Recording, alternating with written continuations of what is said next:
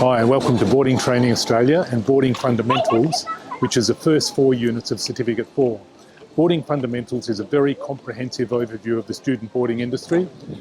This training is a journey that we'll take together, and just like this journey that we're having here today, we hope that you'll find this training relevant and helpful to your work context, and that you'll also find it interesting and engaging, and perhaps even fun.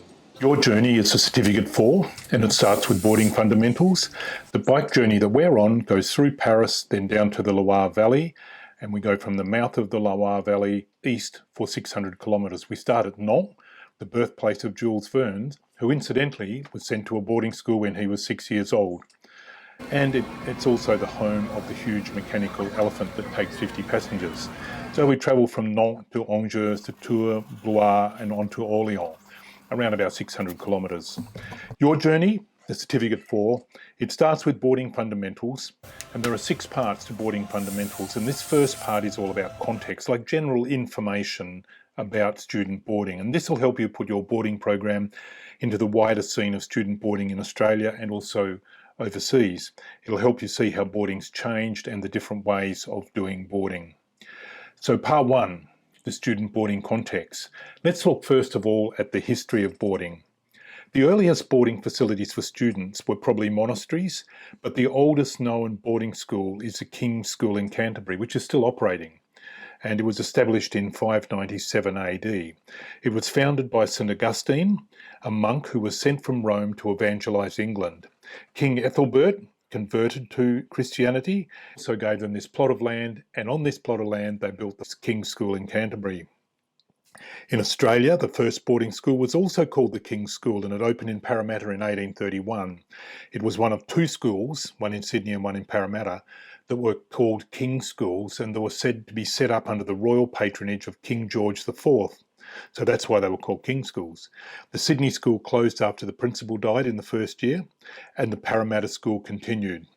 The annual fee for boarding and tuition in those early days was £28. But even so, only wealthy families could send their boys to boarding school. In the 1830s, the government provided money for schools, teachers and books, and this was quite a big deal at the time. In the 1870s, attendance at school became compulsory in Australia, but this was hard to monitor, and some students, such as Indigenous students, were actually excluded from school. In the 1950s, most students attend primary school and 2 or 3 years of secondary school. At this time, there was an agricultural and mining boom, and this led to an increased demand for schooling. Numbers peaked in boarding in the early 1990s at about 30,000 students, but traditional numbers started to decline, and this was particularly from the rural areas where farms had been mechanised, or less people on farms and less people in these rural areas. And then we had the global financial crisis of 2008. Parents lost wealth, they couldn't send their children to boarding school anymore, so numbers declined to about 20,000 boarding students. Recently, however, numbers have increased again, and numbers are back up to about 29,000 students. Why do parents send their children to boarding school? Traditionally, it's been for educational and other opportunities, or because they're living in areas with limited access to school, but it's also for these reasons. Parents may have a history with a boarding school, and this can sometimes be generational. So the grandfather and the father and the son all went to the same school. They think students will have a greater advantage, and often they do. They want a structured environment with allocated sport study times. They want to remove their child from negative situations or influences, and parents' busy, complex lifestyles can't provide that sort of sport study environment that they want for their children.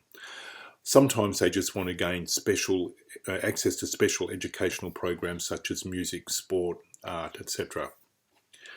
In Australia, there are 233 student boarding programs. 186 of these are boarding schools and 47 are boarding residences, and they range in size from about 10 to 800.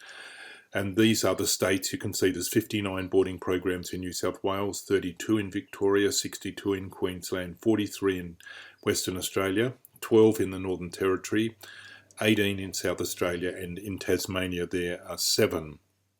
Geelong is the biggest boarding program that we know of, with around about 800 boarders on different sites, and King's School, of course, is the oldest.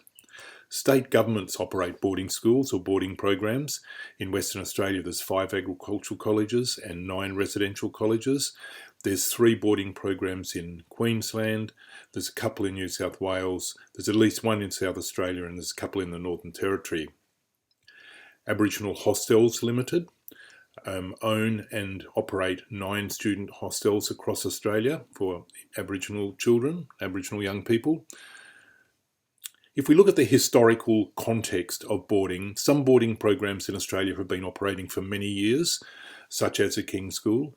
These have got a rich history with a lot of traditions, and these enrich boarding practice and affect boarding practice today.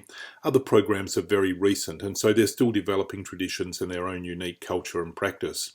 Assessment question 1 asks you to write down some facts about the history of your boarding program, and this should include when the boarding program started and any significant changes or recent developments to your boarding program.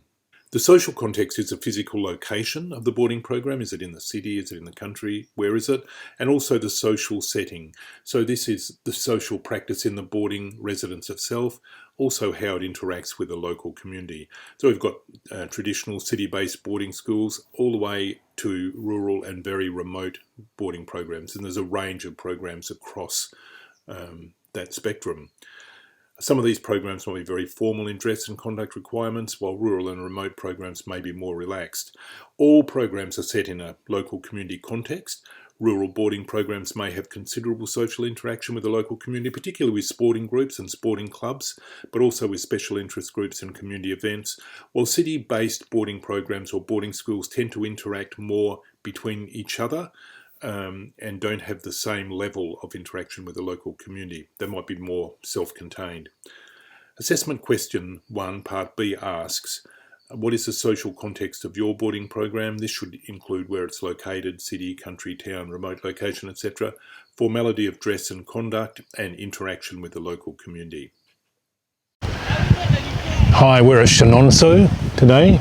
It's one of the most popular chateaus in the Loire Valley area on the Cher River. Okay, back to your journey and the different types of student boarding programs. There are 4 common types of student boarding programs: traditional boarding schools, boarding residences, homestay programs, and year-level programs.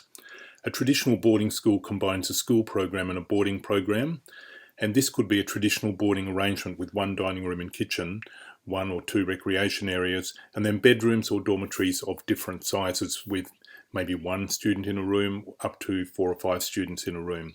Or you can have family group home style. These are large houses bought or purpose-built, and they've got 10 to 15 students and a person or a couple looking after them. And there's an example there of Marara Christian School in Darwin. They've got 10 family group homes, and the traditional boarding school there is Emmanuel Christian College in Adelaide. Then you have boarding residences. These are boarding programs without a school attached, and so students attend private or government schools in the area. The residence may be like a traditional boarding structure, or it might be like a family group home. And you can see NRL Cowboys House up the top. That's more like a modern form of a traditional boarding structure. And then you've got the family group home style, Casimeta College on Thursday Island, and you can see the different group homes on that site. Then you have homestays. This is where a student boards with a local family. This is quite common for overseas students, and there is a support organisation, and there are also some regulations around this.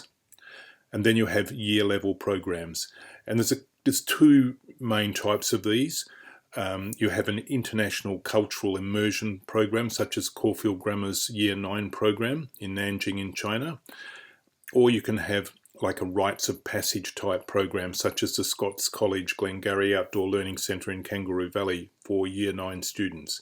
And these are more common in Victoria for some reason. You can see there's a picture of the Glengarry site. Assessment question 2 asks, list all the different types of boarding programs and explain which type of boarding program you're working with. And you can see a boarding house here from St John's in Darwin. Boarding is also, we also have out-of-home care. Another type of boarding for young people is out-of-home care, and this is residential care, and it could be in family group homes or in larger residential facilities, or it can be home-based foster care. You can see from this table here, this goes from 2011 to 2015.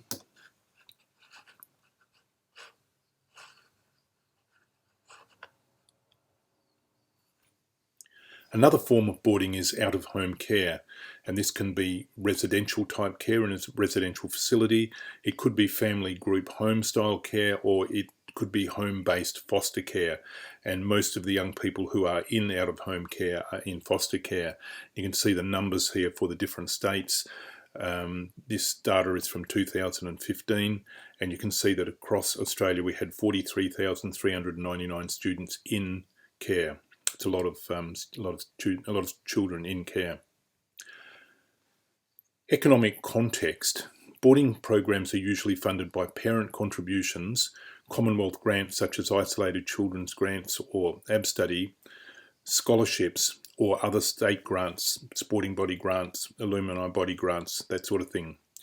Operational funding is mostly per capita or per student, so if numbers are down, then income will be down. In boarding schools, sometimes the school will subsidise the boarding operation. There has been some economic hardship in boarding. Parents have been affected by events such as a global financial crisis. Boarding providers who rely only on ABStudy have had a funding shortfall of thousands of dollars per student. And the cost of boarding has increased significantly as boarding providers seek to provide an optimal boarding experience for students. Assessment question 2, the second part, asks, describe the economic context of your boarding residence, explain where your operational funding comes from and how it's affected by factors such as student numbers. The bike journey. Here is some more of Chenonceau Castle, and the next part of your unit looks at Indigenous boarding programs. There's been significant and consistent growth over the last 40 odd years, and this is because in the 1970s and the 1980s, Aboriginal people moved away from the cities, from the towns, the larger urban centres, and moved back to their traditional land. And so that meant that all over Australia you had Aboriginal people living in quite remote communities, and their students did not have access to the same sort of educational opportunities, mainly because of the remoteness. The Wilson Review of Indigenous Education in the Northern Territory found that literacy and numeracy outcomes for remote Indigenous students are well below non-Indigenous students and also below other Indigenous students not in remote communities. He found that it was difficult to offer viable quality secondary education programs in small remote communities, and he recommended residential programs based in larger urban areas. There are advantages to Indigenous boarding, like consistent attendance, variety of choice, equal quality of education, more work experience and career choices, the social experience, immersion in standard Australian English, health and wellbeing outcomes, security and support, and positive adult and peer role models. But there are also disadvantages. Sending Indigenous students off to boarding, sometimes thousands of kilometres from home and family, can have disadvantages for the student's family, and for their community because of this disconnection from culture, homesickness for family and land and environment, dislocation of community structures, and culture shock of this cross-cultural environment. So this means that it can be a very difficult decision for Indigenous parents. And I mean, you imagine a young person coming from a warm climate in remote northern Australia, from Queensland, Western Australia or Northern Territory, and going down to Victoria, to Melbourne, and what a culture shock that would be for them. Assessment question 3 asks, list the 4 different types of Indigenous boarding programs, and if you have Indigenous boarding students, describe your program. The 4 Indigenous boarding programs are boarding schools, boarding residences, small groups in traditional boarding schools, and transitional boarding. Boarding schools that cater primarily for Indigenous students, so this is the first type, and they're schools like Urara College, Tiwi College in the Northern Territory, and these other schools you can see here, some in Queensland, Victoria and Western Australia, and these are boarding schools that are set up primarily to cater for Indigenous students. So that's the first type. The second type are boarding residences that cater for Indigenous students. So these are residences where there is no school attached. And these are operated by state governments, like Broome Residential College or Western Cape, Aboriginal Hostels Limited, Indigenous communities or corporations. So Jibby Jibby have got one at Jabiru, Woonan Corporation operate in Perth and Sydney. Or it could be sporting organisations such as Cowboys NRL House or AFL Cape York House. And some are Commonwealth government run in Aboriginal communities such as the boarding residence at Wad Air. So that's the second type of boarding for Indigenous students. The third type is where you've got a small cohort of Indigenous students in a traditional boarding school. And this is possibly up to 100 schools. We don't know exactly how many, but up to 100 schools across the 7 states and territories that have got small groups or up to half their student numbers, anywhere from 2 students to 80 odd students. On average, it's probably about 20 students. And so the school sets up a program for this cohort of Indigenous students. These students are often on scholarships provided by different scholarships groups. So that's the third type of Indigenous boarding. The fourth type are transitional programs. This is where students are intensively supported in an Indigenous boarding program for a year and then transition into mainstream boarding schools. And Melbourne Indigenous Transition School is an example of that. Assessment question 3 lists those different types of Indigenous boarding programs, and if you have an Indigenous boarding program, then describe your program. The bike journey, Chenonceau Castle again, and the next part of your journey looks at the changing expectations of boarding. I first started in boarding 45 years ago, and I've seen significant changes in boarding over that period of time. There are very different expectations from parents, providers, and students. In the past, boarding programs were a safe place for students to sleep, have meals, relax, opportunity to be involved in sport or music, and students were supported with homework, etc. But today, programs are very carefully structured and managed. There are well-trained staff, it's more homely. There's a provision of a holistic development program, so that's physical, academic, social, emotional, and spiritual. Boarding programs cater for individual needs. It's a place of significant learning and development, and boarding is becoming more regulated. It's interesting that when Wesley reintroduced their program in 2016, they called it learning in residence. So there was that recognition that boarding is also a place where significant learning and development takes place. We've also seen changes in building design, a move from institutional type buildings to buildings that are more homely and comfortable. In the past, we'd have large dormitory rooms for sleeping, beds side by side in rows, large ablution areas, rows of toilets, study and homework in study halls or classrooms, large recreational areas which were institutional, large dining halls, etc. You can see some images there, and you probably recognise this one. But the past were substantial buildings, impressive on the outside, but the interiors were institutional and they lacked that comfort and warmth of home. And sometimes they were just in found space, which means that they were utilising an existing building, which had probably been designed for something else, but they were utilising that for boarding. Residence building design today, the focus is homely, comfortable, and catering for students' needs. Features include a series of smaller residences rather than a single large building, residences with their own identity such as house names or different styles, 1 or 2 students to a bedroom with privacy for dressing and storage, smaller ablution facilities such as a shared bathroom like an ensuite, individual study areas, and a number of smaller recreation areas in one residence, and a range of recreation options including well-equipped gyms, swimming pools, theatres, etc. Assessment question 4 asks, the expectation that parents and boarders and staff have for boarding programs have changed greatly over the years. What are the expectations for a 2020 boarding program and for boarding buildings?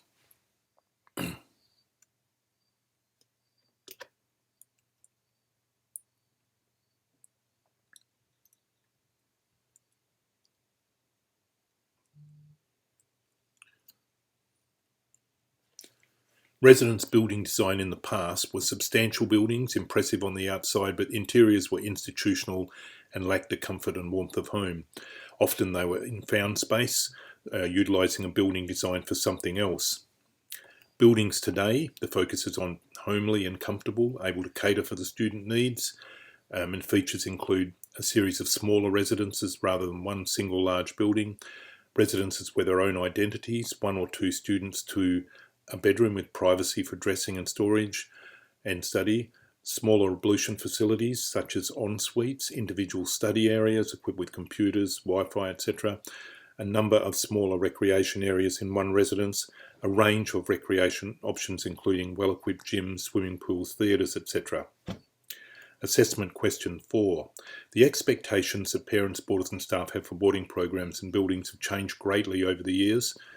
What are the expectations for a 2020 boarding program? What are current expectations for boarding buildings?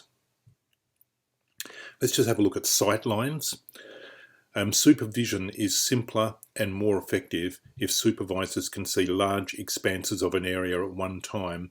That means there are few hidden areas. Supervision is more difficult if there's a lot of obstruction to sight lines and many hidden areas. And you can see this image of the Wesley campus here. There's very open sight lines, so a person can stand in this one spot and see most of the campus. You can see some images here of boarding residences. I like this. This was in a magazine. It said, is it a luxury hotel or a boarding school dorm? Boarding school accommodation is looking decidedly stylish and pupils are now getting involved in design choices, and that's Rodine in the UK, and this one is also in the UK. These images are from inside Chenonceau Castle, and the next part of your unit is about facilities in boarding like video, CCTV, secure storage, signs, things like that.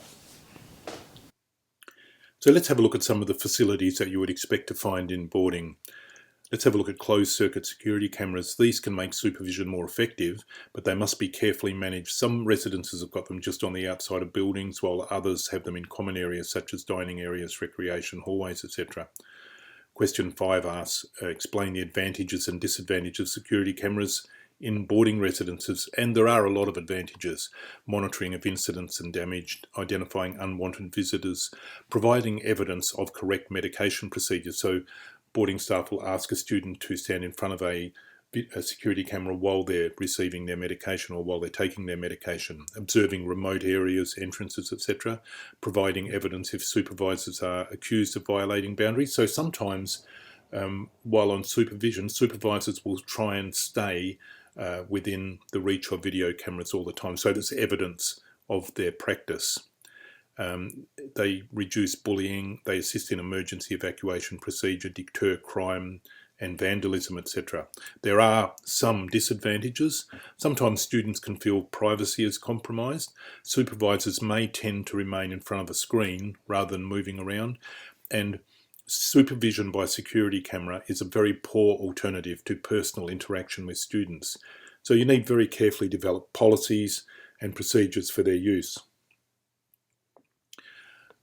Looking at signage in residences, all of the required signs should be there. That's exits, evacuation, etc., dangerous goods, medicines and other warnings. These should be shown and explained during student induction. There should be secure storage for students. Each student should have their own secure place, a safe place for valuable items, and secure storage for medicines and dangerous goods as well. The bike journey, you can see these people here playing in the water under Chenonceau Castle. And the next part of your unit is all about the different stakeholders in boarding, all the different people who are involved in boarding.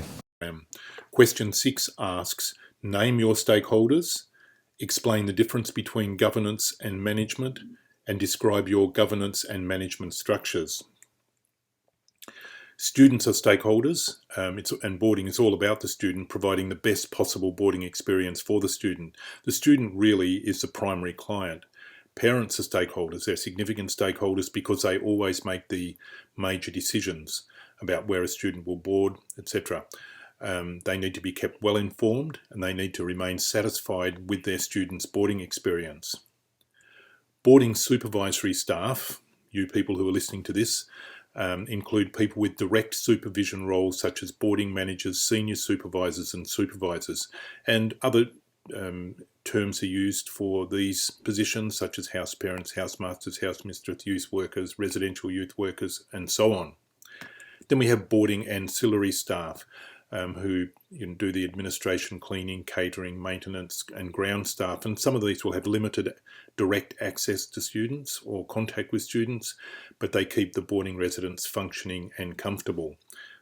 Support staff include on-site health professionals, counsellors, psychologists, recreational support, academic support, chaplains and other religious staff. A boarding school is going to have more support staff available, and that's because the support staff work in both the school and the boarding residence. In a boarding residence which doesn't have a school attached, they will have less of these sort of support staff. Off-site support includes health professionals, mental health professionals, counsellors, psychologists, psychiatrists, academic support specialists, sport and recreation support. And again, there is a greater range of these off-site people in some areas, and particularly in cities and larger urban areas, and less in rural and remote areas. We want to have a look at governance structure, and particularly the difference between governance and management. Governance is the governing body responsible for the oversight and planning. Most often this is an executive board, and governance duties include oversight, strategic planning, decision making and financial planning. Management takes care of the daily operations. This might be a team or it might be one individual manager such as a head of boarding. Management decisions support and implement the governance goals and values. Managers make routine operational decisions and handle all of the administrative work that's necessary for a boarding residence. So let's have a look at the governance structure of a boarding residence. And there is a difference between governance and management. Governance is the governing body responsible for the oversight and planning, most often an executive board. Governance duties include oversight, strategic planning, decision making and financial planning. So that's governance. Management takes care of the daily operations. So this might be a team or it might be one individual manager like a head of boarding. Management decisions support and implement the governance goals and values. Managers make routine operational decisions and handle all the administrative work that's necessary for a boarding residence. The governance structure is quite different for a government boarding residence and a non-government boarding residence.